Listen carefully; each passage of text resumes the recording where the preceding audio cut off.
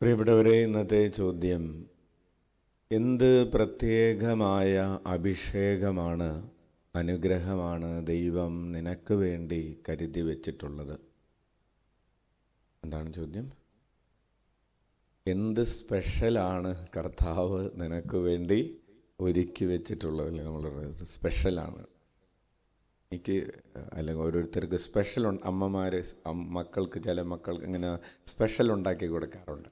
അപ്പോൾ ഇല്ലേ മോനെ? അപ്പോൾ എന്താണ് സ്പെഷ്യലായിട്ട് ഒരുക്കി വെച്ചിട്ടുള്ളത്? ദൈവം നമുക്ക് വേണ്ടി, ഓരോരുത്തർക്കും വേണ്ടി എന്തോ ഒരു സ്പെഷ്യൽ എടുത്ത് വെച്ചിട്ടുണ്ട്.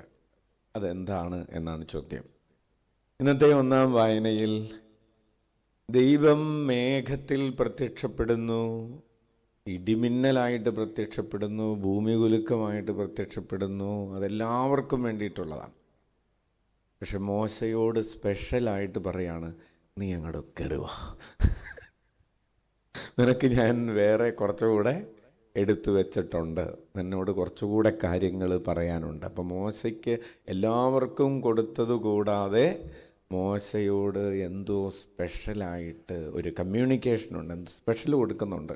എന്താണെന്ന് നമുക്ക് അറിഞ്ഞൂടാ.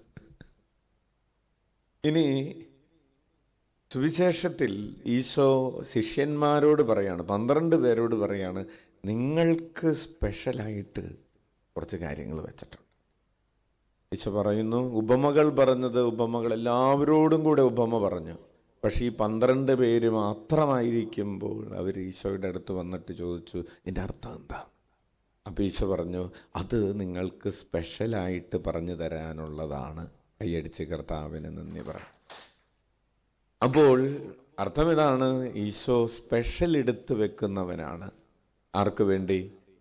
തൻ്റെ പ്രിയപ്പെട്ടവർക്ക് വേണ്ടി, തന്നോട് ചേർന്ന് നിൽക്കുന്നവർക്ക് വേണ്ടി ഈശോ എന്തെടുത്ത് വെക്കുന്നു?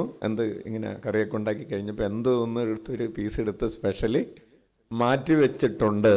അപ്പോൾ നമുക്ക് സ്പെഷ്യൽ വേണം എങ്കിൽ എന്ത് ചെയ്യണം?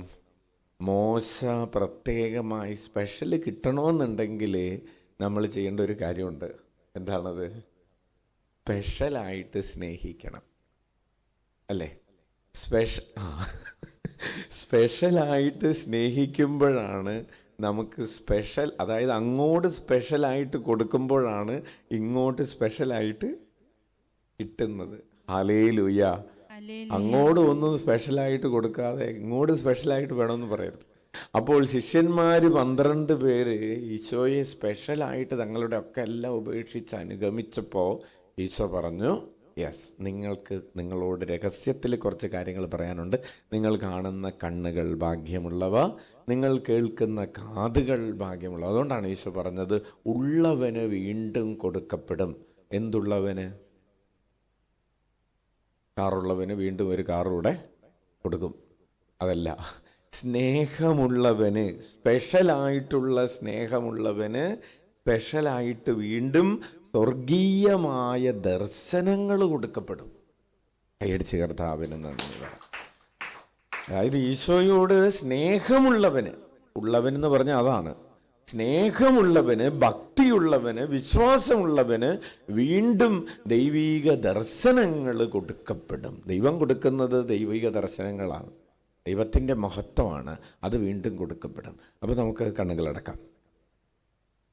ഇന്ന് ഈ പ്രഭാതത്തിൽ നമുക്ക് പരിശോധിക്കാനുള്ളൊരു കാര്യം, ഉള്ളവൻ, ദൈവഭക്തിയുള്ളവൻ, ദൈവസ്നേഹമുള്ളവൻ, അനുസരണയുള്ളവൻ, ദൈവ പ്രമാണങ്ങൾ അനുസരിക്കുന്നവൻ, ഈശോയോട് ചേർന്ന് നിൽക്കാൻ നല്ല മനസ്സുള്ളവൻ.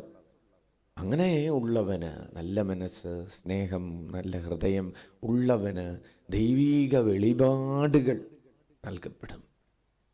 കർത്താവേ, ഞങ്ങളുടെ ഹൃദയത്തിൽ പലപ്പോഴും ഇതൊക്കെ കുറഞ്ഞു പോയ സമയങ്ങളെ ഓർത്ത്, കൽപ്പനകൾ അനുസരിക്കുന്നതിൽ മനസ്സില്ലാതിരുന്ന സമയങ്ങളെ ഓർത്ത്, അതിന് ശ്രദ്ധയില്ലാതിരുന്ന സമയങ്ങളെയൊക്കെ ഓർത്ത്, ദൈവരാജ്യത്തെ പ്രതി തീഷ്ണതയില്ലാതിരുന്ന സമയങ്ങളെ ഓർത്ത് ഞങ്ങൾ അനുതപിക്കുന്നു. ദൈവസ്നേഹത്തിനെതിരെ, പരസ്നേഹത്തിനെതിരെ ചെയ്തു പോയ ചിന്തകളിൽ, വാക്കുകളിൽ, പ്രവൃത്തികളിൽ ചെയ്തു പോയ എല്ലാ പിഴവുകളെയും അപരാധങ്ങളെയും ഓർത്ത് ഞങ്ങൾ അനുതപിക്കുന്നു. ചെയ്യാൻ കഴിയുമായിരുന്ന നന്മകൾ